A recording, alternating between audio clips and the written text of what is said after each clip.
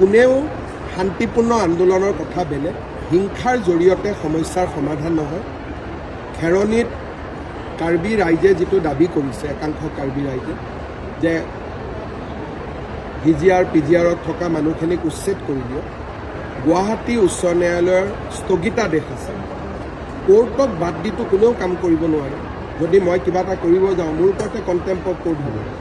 দ্বিতীয়তে, যিখিনি মানুহ তাত বহি আছে তেওঁলোকৰ অধিকাৰ কি, এই বিষয়েও কোৰ্টত আলোচনা হ'ব। আনকি আমি ফৰেষ্টৰ পৰা যিমানবোৰ আজিলৈকে এভিকশ্যন কৰিছোঁ, হাইকোৰ্ট, সুপ্ৰিম কোৰ্ট দুবাৰ তিনিবাৰকৈ কেছ খেলাৰ পিছতহে, কোৰ্টে হাঁ বুলি কোৱাৰ পিছতহে আমি এভিকশ্যন কৰিছোঁ। বহুত সময়ত মানুহে মোক কয় ইয়াত কৰি দিয়ক, তাত কৰি দিয়ক, তেতিয়া মই কওঁ লাহে লাহে, কাৰণ আইন আৰু আদালতক উপেক্ষা কৰি কোনো চৰকাৰে কাম কৰিব নোৱাৰে। এভিকশ্যন কৰিম বুলি ক'লেওতো পুলিচে কৰিব নোৱাৰে, কাৰণ কণ্টেম্প অফ কোৰ্ট তেওঁলোকৰ ওপৰত লাগিব।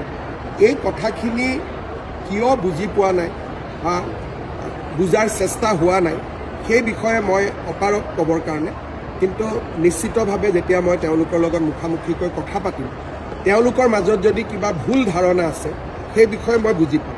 কিন্তু এতিয়ালৈকে সাধাৰণতে কোৰ্টৰ অৰ্ডাৰ থাকিলে বাকী মানুহবিলাকে জবৰদস্তি নকৰে। এই যোৱা দুদিনত হোৱা ঘটনাটো আমি চাব লাগিব, কিন্তু এতিয়া পৰিস্থিতি শান্তি হওক, তাৰ পিছত বিষয়টোৰ সম্পৰ্কে আমি পৰীক্ষা